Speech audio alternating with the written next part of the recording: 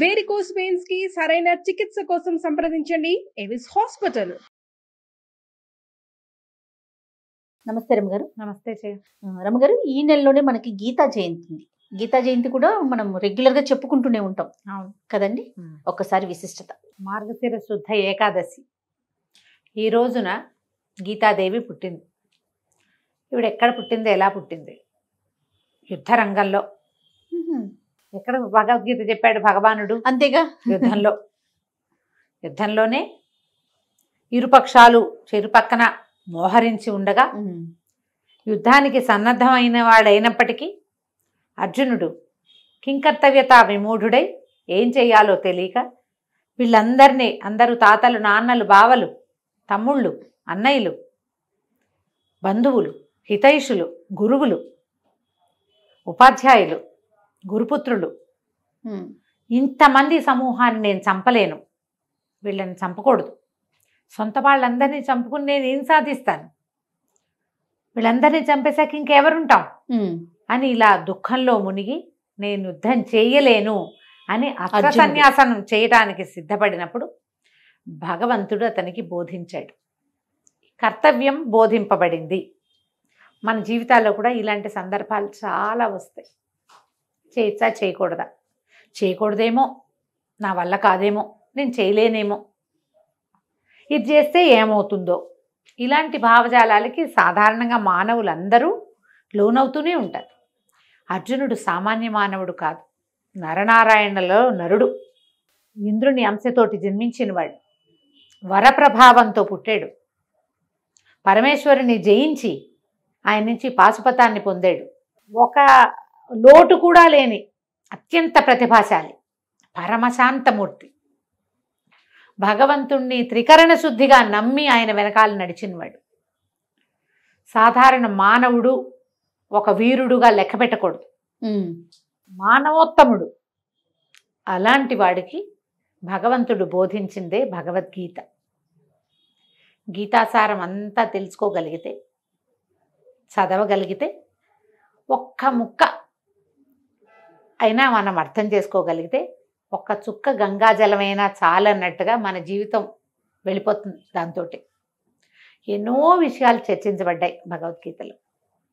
కేవలము కర్మల మీదే మానవులకు అధికారం ఉంది, దాని ఫలితం మీద ఏ అధికారము లేదు. దాని మీద ఆలోచించకూడదు. నువ్వేం చేయాలో చేసేయాలి, అంతే అంతే. ఇప్పుడు యుద్ధరంగంలో ఉన్నావు, యుద్ధం చేయి. నువ్వు ఎక్కడ ఉంటే ఏం చేయాల్సిన పని ఉందో నీ ఎదురుగుండా అది చేయాలి అని ఖచ్చితంగా చెప్పాడు భగవంతుడు.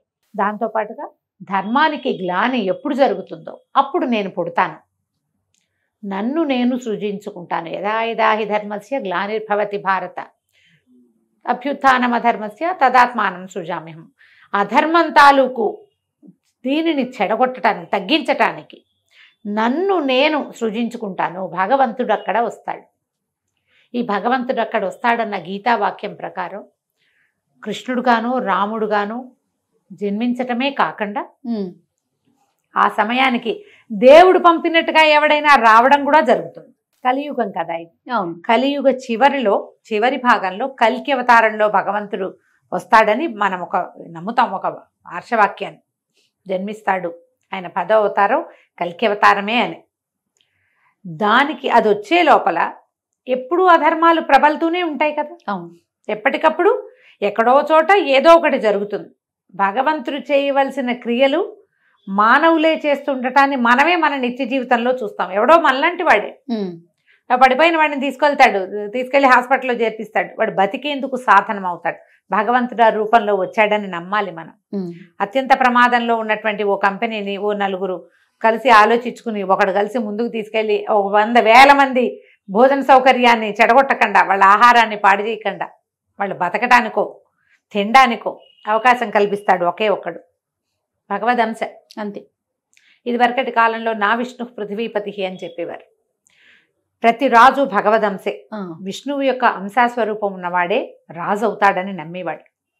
కలియుగంలో కూడా ఉన్నారు కదా, మన ముందు కూడా రాజులు ఉన్నారు కదా. విష్ణువంశ ఉన్నవాడే రాజు అవుతాడు. ఇప్పుడు విష్ణువంశ ఉన్నవాడే అధికారి అవుతున్నాడు. వాడు విష్ణువంశతోటి తనని తాను విష్ణువుగా భావించి విష్ణువు చేసినటువంటి క్రియలే చేసిన వాళ్ళు ఉంటారు. అది కలకాలం ప్రజల మనసుల్లో భగవదంశతోటి. లేదు భగవదంశతోటి ఉండి అందులోకి దానవాంశం చేర్చుకున్నాడు అనుకో, బాగా తినేద్దాం. భూభకాసురులు ఉన్నారు కదా, భూభకాసురులు అని రాస్తుంటారు పేపర్లలో.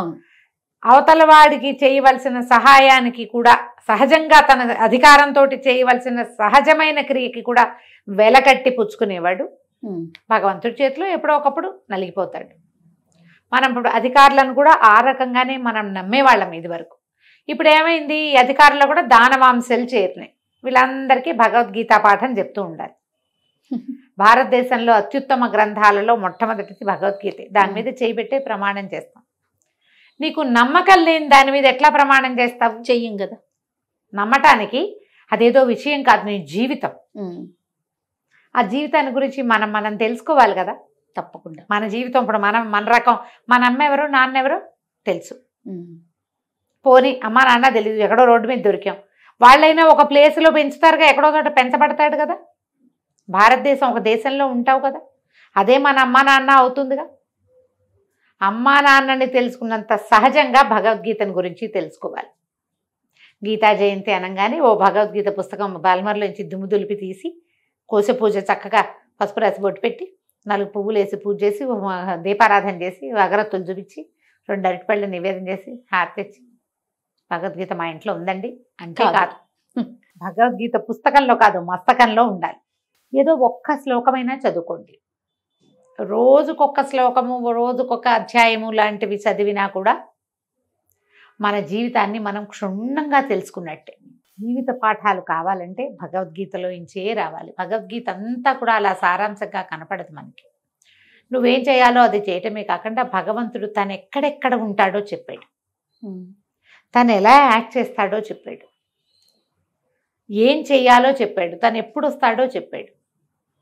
మరి ఇవన్నీ తెలుసుకోవాలంటే భగవద్గీత చదవాల్సిందే కదా. ఖచ్చితంగా. మన ఇంట్లో అల్మార్లో కనుక భగవద్గీత పుస్తకం ఉంటే ఈ రోజున పూజ చేసుకుని ఈ రోజు నుంచి మొదలు పెట్టండి. శ్లోకము తాత్పర్యము చదువుకుంటే సరిపోతుంది. శ్లోకాలు మనకి ఎక్కవు, మనకు రావు. తెలుగు వస్తుంది కదా, పోనీ తెలుగు కూడా రాదు, ఇంగ్లీష్ వస్తుందిగా, ఇంగ్లీష్లో చేసిన ట్రాన్స్లేషన్ అయినా చదవండి. ఓకే, అదైనా చదువుకోవచ్చు కదా. గీతా ప్రెస్ వాళ్ళ పుస్తకాలు దొరుకుతాయి. ఇంత పాకెట్ భగవద్గీత ఉంది, ఇంత పెద్ద భగవద్గీత ఉంటుంది, బోల్డెన్ ఉన్నాయి. ఏదో ఒక భగవద్గీత ఇప్పటిదాకా మీ ఇంట్లో లేకపోతే కొని తెచ్చి పెట్టుకోండి. రోజువారీ చదవలేకపోతే వారానికి ఒక రోజు అని నియమం పెట్టుకుని ఆ ఒక్క రోజైనా ఆ పుస్తకం తిరిగేయండి. ర్యాండమ్గా చదువుతాను జయ, నేను పుస్తకం ఓపెన్ చేసి ఏ పేజీ కనపడితే ఆ పేజీ ఆ రోజుకి. పెద్ద పుస్తకం గీతా మకరందం ఉంది నా దగ్గర. దాన్ని ర్యాండమ్గా ఓపెన్ చేసి వాళ్ళకి సంతోషంగా ఉంటుంది. నేను ఒక్కొక్కసారి నాకు కావాల్సిన సమాధానం లభించిన రోజులు కూడా ఉన్నాయి. అందరికీ అలాగే లభిస్తుందని నేను ఎంకరేజ్ చేయటం లేదు, కానీ మీకు అనిపిస్తుంది, నాకు అనిపిస్తుంది. ర్యాండమ్గా కూడా చదవచ్చు. ఏదో ఒక అధ్యాయం తీసి పెట్టుకోండి, 9వ అధ్యాయము, 18వ అధ్యాయం, 16వ అధ్యాయం, ఏదో ఒకటి పెట్టుకోండి.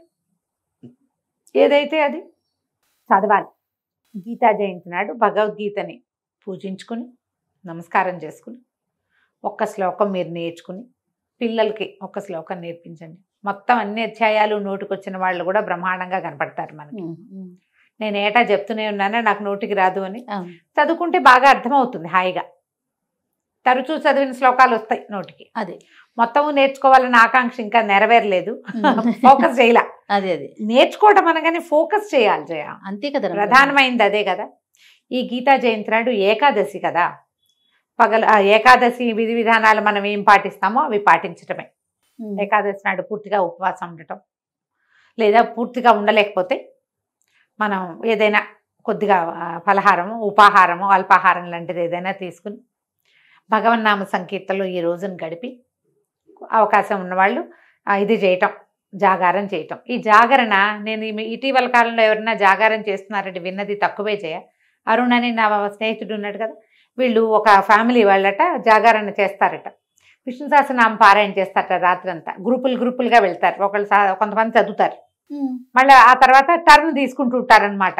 ఒక్కొక్కళ్ళు టర్న్ తీసుకుంటూ గట్టిగా చేస్తామంతో చదివే వాళ్ళు స్వరం గట్టిగా రావాలి కదా, ఆ చదివే వాళ్ళు చదువుతుంటారు, మిగిలిన వాళ్ళు ఫాలో అవుతుంటారు. అట్లా రాత్రంతా గడుపుతారట. మర్నాడు పొద్దున ఆ ద్వాదశపారణ చేసి ఎవరి ఇళ్ళకి వాళ్ళు వెళ్ళిపోతారు. ఇలా కొన్ని గ్రూప్స్ ఉన్నాయట. నేను ఆ ఊరు వెళ్ళాను కదా, పెద్దవరం వెళ్ళాంగా మేము. నేను చెప్పాను కదా అక్కడ ఒక రంగనాయక స్వామి దేవస్థానం ఉందని, పక్కన ఒక రాముల వారి రామ్ భజన మందిరం ఒకటి చెప్పారు కదా. మా బావగారి బంధువులే ఒకళ్ళు కట్టించారట. అది జస్ట్ రామ్ భజన మందిరమే.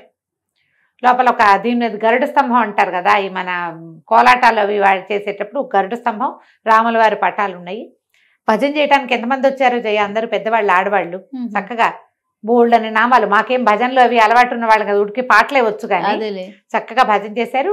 వాళ్ళు ఉంటారట, ఏకాదశి నాడు జాగారం చేస్తారట భజన చేస్తూ. పల్లెటూళ్ళల్లో ఇంకా జాగరణ చేయటానికి పెద్దవాళ్ళు చిన్నవాళ్ళు అలవాటు ఉన్నవాళ్ళు ఏకాదశి నాడు జాగారం చేసే అలవాటు ఉంది. ఉన్నవాళ్ళు చేయండి. ఎంత మంచి మంచి చక్కటి నామాలతో భజనలు చేశారో వాళ్ళు. చాలా ఓపికగా అందరు పెద్దవాళ్ళు, ఆడపిల్ల చిట్టి పిల్లలు కూడా కొంతమంది వచ్చారు. అందరూ కలిసి మైక్ పెట్టుకున్నారు. చక్కగా ఈ తాళాలు కొడుతూ, చిడతలు ఉంటాయి కదా తాళం, చిన్న చిన్నవి మన ఇత్తడి తాళాలు, భజన చేశారు. చాలా సంతోషం వేసింది. మా చిన్నప్పుడు చూసేవాళ్ళం చిట్టుగూడూరులో భజన చేయటం తెలుసు కానీ మాకేం పెద్దగా అలవాటు లేదు. ఆ ఊరు వదిలేసాక అది పోయింది జీవితంలోంచి. చాలా సంతోషంగా చేసాం ఆ పూట. అక్కడ చెయ్యొచ్చు జాగారం, ఒకవేళ మీకు అవకాశం ఉంటే. జాగరణ చేయలేకపోయినా మర్నాడు పొద్దున ద్వాదశపారణ చేసుకోండి. మర్నాడు వదిలేయకుండా ముందు రోజు చదవటం మొదలుపెట్టిన భగవద్గీతని మర్నాడు కూడా చదవండి. ఏటా జరిగే గీతా జయంతి నాడు మీరు ఎవరికైనా 1-2 భగవద్గీత పుస్తకాలు కొని గిఫ్ట్ చేయొచ్చు కూడా.